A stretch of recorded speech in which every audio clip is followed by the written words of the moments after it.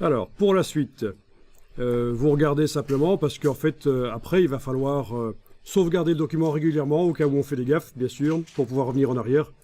Et il va falloir amener de la diversité là-dedans.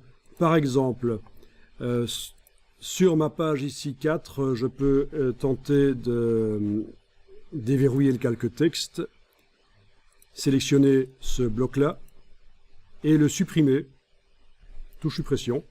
Donc c'est très bien dans les mises en page de créer des zones vides. Plus vous avez du vide dans vos mises en page, plus vos mises en page auront l'air classieuses. Je vais reverrouiller le calque texte parce que j'essaie d'avoir accès à l'image qui est derrière. Et je vais voir si je peux la bouger et obtenir quelque chose d'un peu plus sympa en agrandissant avec l'outil de transformation manuelle. Voilà. Quelle est la résolution de sortie de cette image? Je vais voir dans la palette des liens. Compte tenu de son taux d'agrandissement, cette image est à 308 pixels par pouce effectif. Donc même pour une sortie offset, c'est encore tout à fait valable. Et il me semble que j'avais demandé dans Google des images supérieures à... Non? Non, même pas. Il m'a mis toutes sortes de définitions, y compris des vraiment très basses pourries. Et par chance, j'ai choisi un vase qui peut se mettre en grand dans une publication, même pour une impression offset, ça marche. Voilà. Page suivante. Oui, donc là, l'habillage.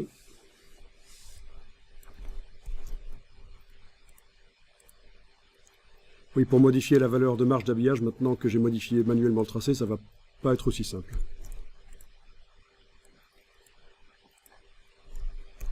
Je peux peut-être repasser en couche alpha, modifier la marge pour la faire un peu plus petite, et si nécessaire, avec la flèche blanche, comme on a fait tout à l'heure, aller remodifier le tracé ici. Voilà. Il va falloir amener de la diversité dans la publication. Je passe à la page 5. Je vais insérer du texte qui peut être du vrai texte, le vrai texte qui va être utilisé, ou du faux texte en attendant. Donc, dans le bloc que je vais déverrouiller avec commande majuscule et la flèche noire, je mets le curseur texte, je fais un clic droit, remplir avec le texte de substitution, et voilà. Donc il n'est pas interdit d'aller mettre une image qui va en fait repousser le texte. Alors vous avez autour des pages la table de montage qui n'est pas très grande. C'est prévu pour aller mettre des éléments avant de les amener sur les pages. Toute cette zone autour des pages.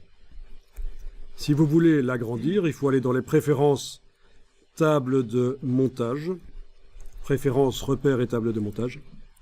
Et là, vous allez pouvoir, ici en fait, dans les préférences repères et table de montage, vous allez pouvoir faire une largeur plus grande, éventuellement, par exemple à la place de 210, qui est la largeur de ma page A4 en fait. Je peux indiquer par exemple 40, 400 plutôt, 400. En mettre un peu plus en haut aussi. Allez, 100. Voilà. OK. Et là, vous voyez que vous avez une table de montage avec plus de place pour faire des choses. Et c'est intéressant notamment quand on met au point des magazines interactifs parce qu'on doit faire des blocs de texte défilant et on a vraiment besoin de beaucoup de place.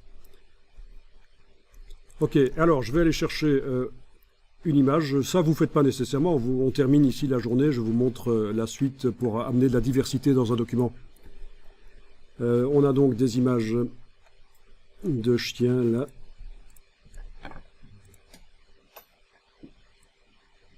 Ok.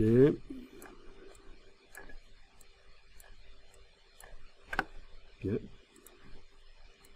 Je prends une image de chien. Dans la palette habillage, je dis qu'elle l'habille avec une marge. Et donc, je peux la positionner sous 2 colonnes en leur dimensionnant avec l'outil de transformation manuelle, comme ça. Tiens, au niveau des marges, je vais casser ça et dire qu'à gauche et à droite, il n'y a pas de marge. Uniquement en haut et en bas. Donc on peut casser la chaîne ici dans la palette habillage. Et donc vous faites des mises en page qui vont commencer petit à petit à ressembler à des magazines. Il manque 2 choses, des titres et des espaces vides. Les espaces vides, je peux les créer éventuellement en prenant les blocs texte et en remontant un bloc comme ça. Voilà. Autre image qui habille. Vous pouvez faire déborder une image par le bord de la page.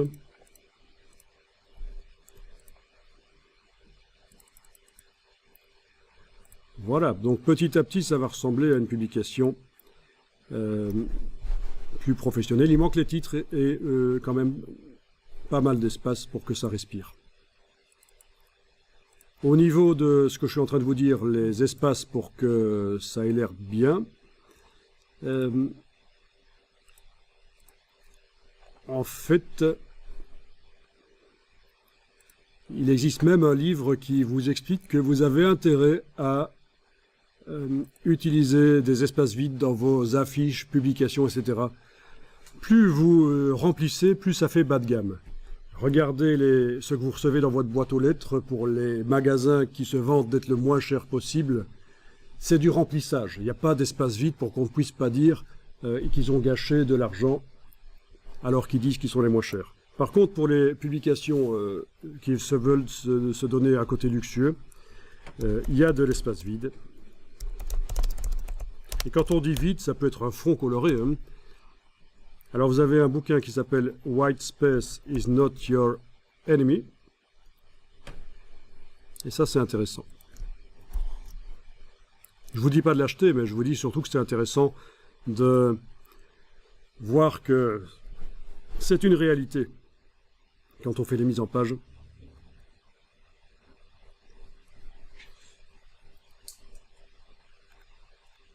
Donc il y a des exemples.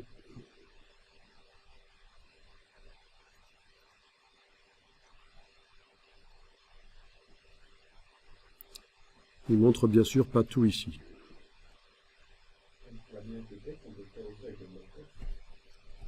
On peut habiller un texte avec un autre texte, évidemment. Oui, oui. Notamment, ça se fait quand on veut extraire une partie du texte, une partie accrocheuse.